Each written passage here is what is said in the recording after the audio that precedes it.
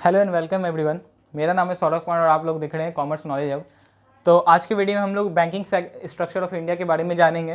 पहले हम लोग आरबीआई देखेंगे, फिर आपको scheduled bank, non scheduled bank, schedule commercial, schedule cooperative, public sector, private sector, सारे बैंक को देखेंगे। और लास्ट में हम लोग देखेंगे recent changes in banking sector में क्या क्या चेंज हुए। कुछ कंपनीज, कुछ बैंक जो है मर्ज हो गई हैं, तो उनके बारे में जानेंगे। तो सबसे पहले हम लोग बात करते हैं जो बैंकर्स बैंक है आरबीआई, उसके बारे में। तो आपको पहले पता है कि आरबीआई पहले एक प्राइवेट बैंक था। आरबीआई का हेडक्वार्टर उस समय आपको कोलकाता में था, लेकिन गवर्नमेंट ऑफ इंडिया ने उसके 50% से ज़्यादा शेयर्स खरीद लिए और उसे नेशनलाइज कर दिया। नेशनलाइजेशन कैसे होता है? नेशनलाइजेशन होता है जब भी गवर्नमेंट जो है 50% से ज़्यादा स्टेक्स किसी भी कंपनी का होल्ड करे, तो क्या हो जाता है, आपको नेशनलाइज हो जाता है वो चीज़। तो ऐसे ही आपको आरबीआई का नेशनलाइजेशन हो गया और फिर वो सेंट्रल बैंक बना। तो अब बात करते हैं, अगर हम लोग देखें structure of banking in India, तो बैंक को बेसिकली दो पार्ट में डिवाइड किया गया स्टार्टिंग में, शेड्यूल्ड और नॉन शेड्यूल्ड बैंक। तो शेड्यूल्ड बैंक क्या है? जिस भी बैंक का 5 लाख आरबीआई में डिपॉजिट होगा,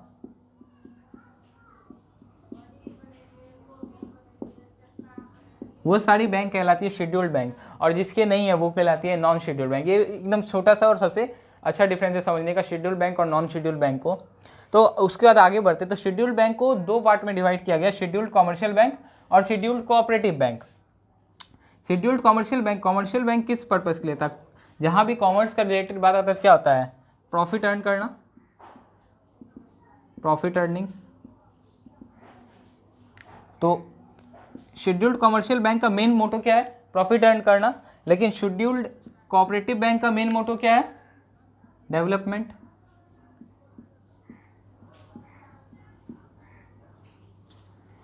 तो इस कारण से शेड्यूल्ड कमर्शियल बैंक को फिर डिवाइड किया गया चार पार्ट में, public sector bank, private sector bank, foreign bank और रीजनल रूरल बैंक। और कोऑपरेटिव बैंक्स को डिवाइड किया गया अर्बन और रूरल में, इसको हम लोग लास्ट में देखेंगे।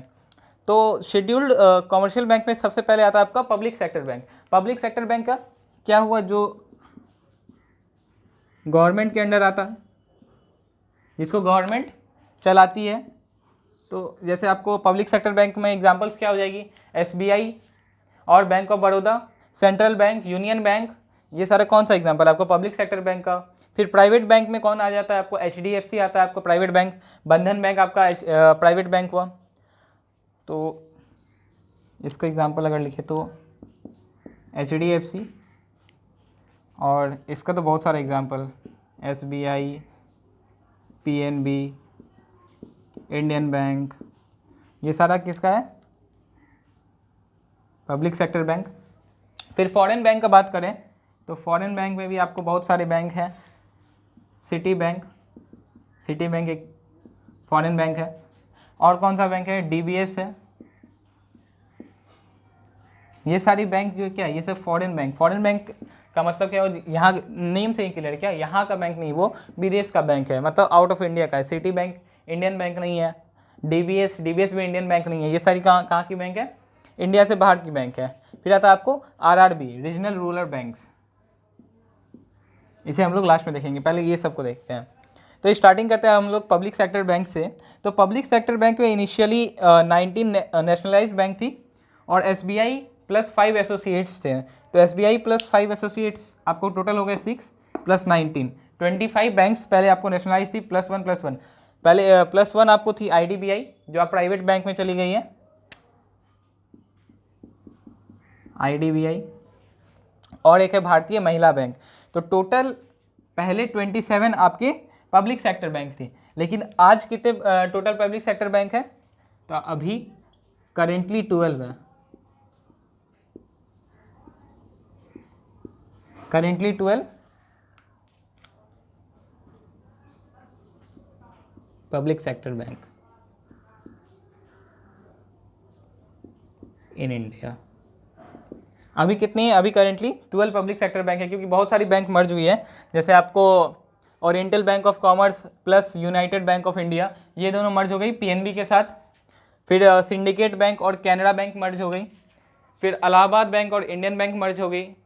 इंडियन बैंक के अंदर इलाहाबाद बैंक मर्ज हुई। ये सारे जो आपको अमीबा के टाइप के शेप में, ये सारी बैंक मर्ज हुई है किसके? बड़ी बड़ी कंपनी, बैंक के साथ, जैसे oriental bank of commerce plus United bank of India PNB के साथ मर्ज हुई, सिंडिकेट बैंक कैनरा के साथ मर्ज हुई, इलाहाबाद बैंक इंडियन बैंक के साथ मर्ज हुई, और Andhra bank and corporation bank आपको यूनियन बैंक के साथ मर्ज हुई।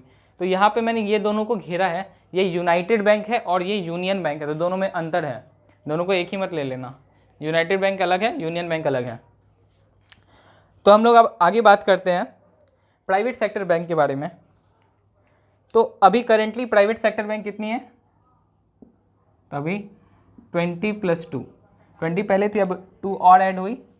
कौन कौन सी, एक IDBI आई और दूसरा आपका नया बैंक आया अभी, कौन, बंधन बैंक।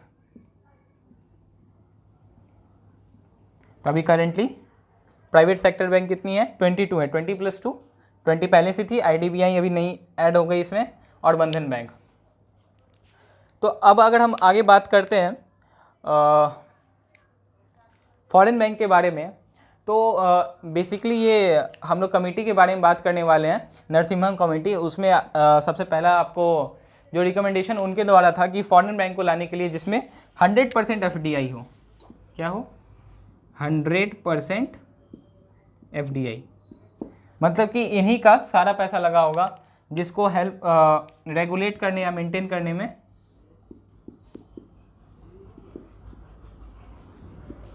इंडियन की ज़रूरत ना पड़े, मतलब वो लोग खुद से रेगुलेट कर सके। ऐसा नहीं कि हम उन्हें करना नहीं चाहते हैं, उन्हें इतना कैपेबल बनाए कि उन्हें हमारी हेल्प की कोई ज़रूरत ना पड़े।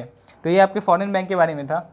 यही आपका बैंकिंग स्ट्रक्चर ऑफ इंडिया है, इसमें ज़्यादा कुछ बताने के लिए था नहीं, तो जो था मैंने बता दिया, बट आपको याद रहना बहुत ज़रूरी है, क्योंकि एग्ज़ाम पर्पस वाइज या फिर आप बैंकिंग की भी तैयारी करो तो ये सब बहुत कॉमन चीज़ें हैं जिस पे आपको जज किया जाता है।